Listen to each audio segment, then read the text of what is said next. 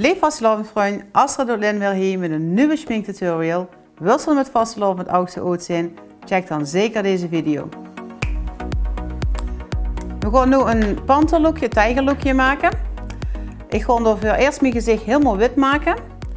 En dat doe ik met behulp van zo'n grote scheerkwast is het eigenlijk een beetje. En dat doen we omdat we van nu het lookje gaan maken met echt met make-up en dus niet zozeer met schmink. Dus ik begin met alles wit te maken. Als je dit duist, het hoeft niet overal echt krijtwit te zijn. Als je maar zorgt dat er echt een onderlaag zeg maar, in het wit zit. En de plekken die echt wit moeten blijven, zoals het snoetje bijvoorbeeld of bij de ogen, die moeten echt wit zijn. Nou, en als je net zoals met rimpels hebt, dan zorg dat ze die dus ook wit schminkt.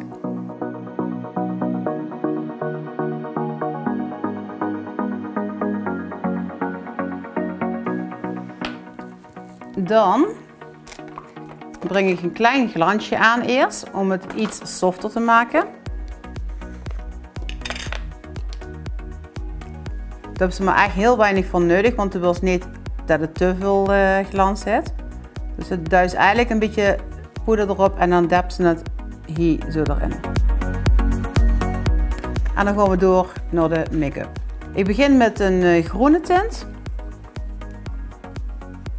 En die ga ik aanbrengen door te duwen in de schmink. Dus die ga je niet wrijven, want dan wil ze echt de make-up erin hebben. Dit wil ik dadelijk licht houden, omdat het zo'n katachtig wordt dit gaat lichter. Dus ik ga een beetje binnen dat gebiedje gewoon die kleuren erin brengen. Dan gaan we door naar een blauwe tint in dit geval.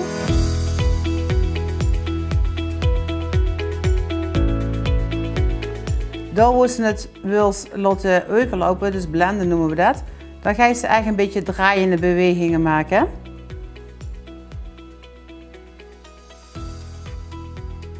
Zodat de kleuren echt mooi in elkaar overlopen.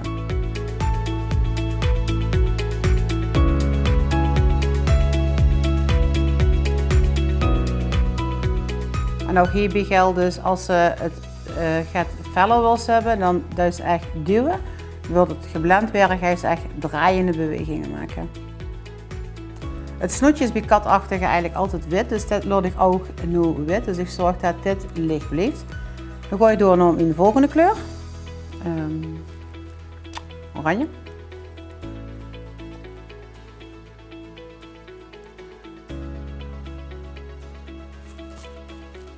En we gaan door naar roze.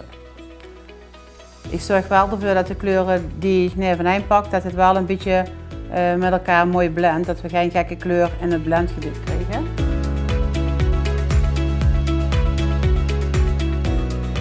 Wat ik zelf altijd nog doe is zeg maar bij het kaaklijn en het gebied zeg maar, waar ze echt juist contouren, breng ik de kleur ietsjes donkerder aan, zodat ze met de make-up ook een beetje gaan spelen en ja, die gezicht gaat contouren. Dus hier pak ik het donkerpaars nog dan even. En dit stukje ga ik net ietsjes donkerder maken door een iets donkerder oranje te pakken. En dan zit de basis erop en dan gaan we verder met de ogen. Omdat ik hier zeg maar, met die groen en blauw tint bezig ben geweest, vind ik het ook wel mooi als dat hier een klein beetje terugkomt.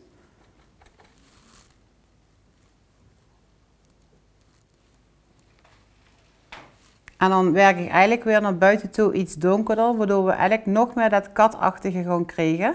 Dat die ogen zo omhoog werden gelift. En die mogen ze dus ook echt lekker zo omhoog trekken.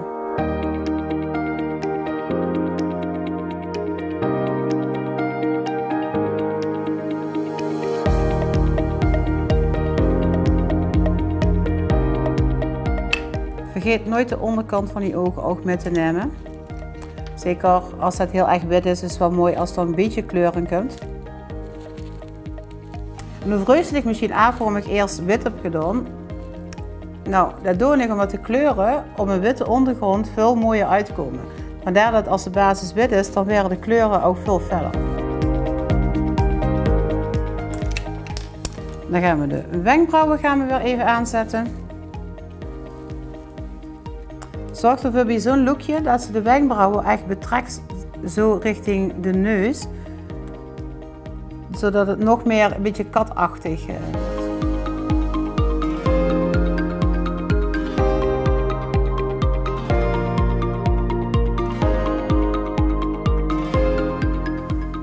En wat ik dan vervolgens nog doe, is dat hoekje daaronder bij de wenkbrauw zet ik iets donkerder aan, waardoor het eigenlijk nog wat een intensere blik krijgt.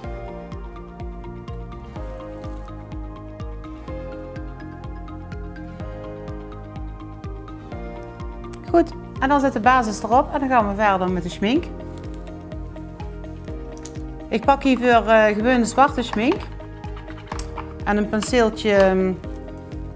Ja, dat noemen we zo rond en dan nummer 4 of 5 vind ik het fijnste werken voor tijgerstrepen. Ik begin eerst wel met de eyeliner.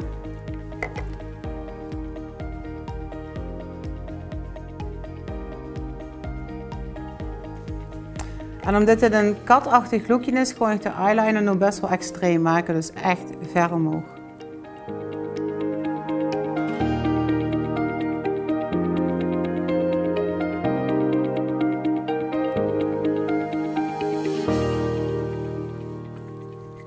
En dan beginnen we met de tijgerstrepen. Ik vind het zelf het makkelijkst om eerst op het voorhoofd te doen en dan langzaam naar beneden te werken. Omdat we hier al een stukje wit hebben, kunnen ze daar dus heel goed gebruiken om die eerste strepen neer te zetten.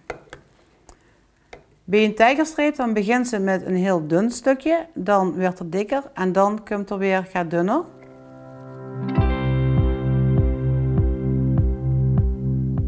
En wat ook een heel belangrijke tip is bij tijgerlookjes, is dat de lijnen wijzen allemaal richting eigenlijk een beetje hier tussen de ogen. Dus laat ze de lijnen allemaal die kant op wijzen, dan straalt er een beetje rust uit, zeg. Dus durf er ook gewoon mee te spelen.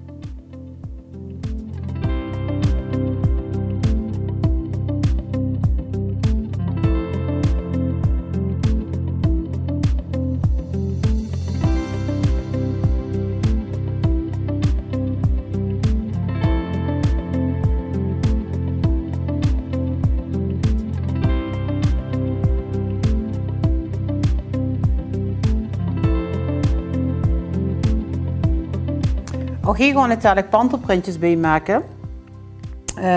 Maar ik ga nu eerst mijn neus afmaken en het snoetje van de kat. Omdat ik dan beter kan zien hoeveel ruimte er nog over is en hoe ik het moet doen. Nou, dan begin ik met het neusje van een katachtige. Die hebben altijd een deukje in de neus. Dus hondjes hebben een rond neusje en katachtige een deukje.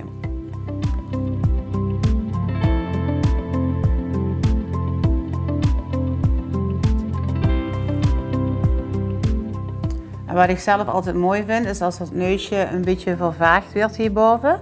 Dus dan gewoon ik met zo'n stokje de schmink een beetje uitvagen. Nou, dan ga ik nu het snoetje maken. Wat ik zelf altijd op let, is dat het snoetje zeg maar vanuit de mondhoekjes een klein beetje omlaag gaat en vervolgens gaat het zo richting de neus omhoog.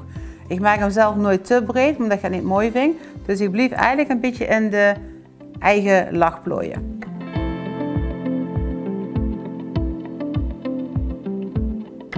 En ik krijg ze zo gaat. Dan ga ik er een klein beetje kleur in terug laten komen, omdat het toch wel een kleurrijke tijger is. Dus dan pakken we roze.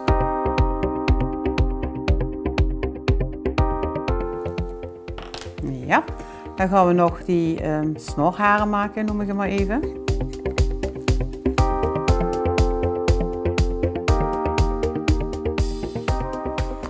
Vervolgens maken we het tussenstukje naar de bovenlip.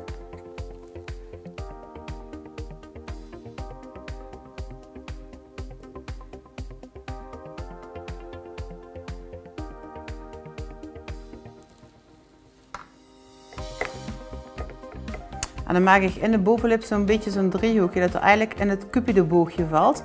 Omdat de kind de bovenlip natuurlijk helemaal zwart maken, maar ik wil lipstift op, dus ik stop boven in het cupidoboogje.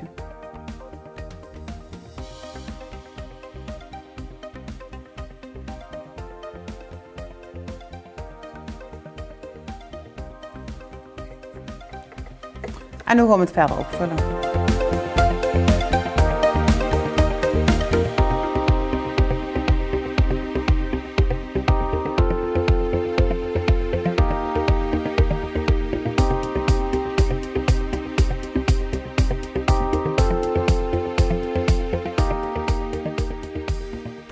En ik ga ook met neonpoeders, gewoon ik die vlekjes, zeg maar die pantervlekjes die we hebben gemaakt, gewoon ik nog een kleurtje geven, zodat er nog meer kleur in terugkomt.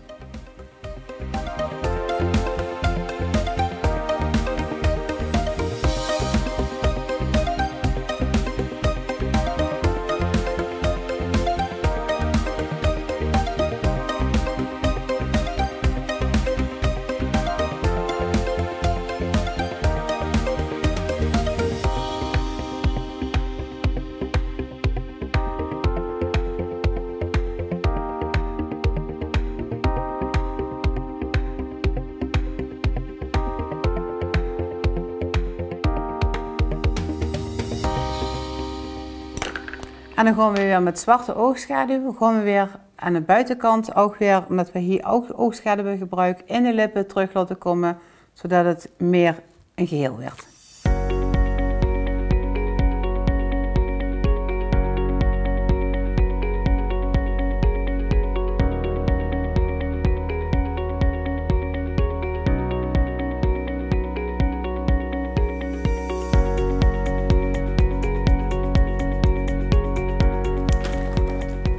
Dan gaan we nog een wimpertje opplakken. Aangezien de wimpers toch even moeten drogen, de lijm, gewoon ik nu even het glitters erover aanbrengen. Met vastelovend mogen er zeker glitters over. Dus die gewoon ik even aanbrengen.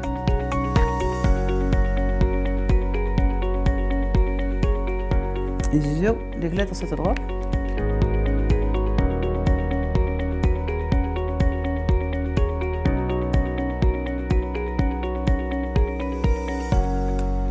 Dit is het eindresultaat geworden. Ik hoop dat je het leuk hebt gevonden.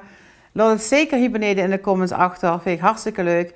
Geef een duimpje en abonneer je op dit kanaal. En dan wens ik je echt een hele schone vastelovend.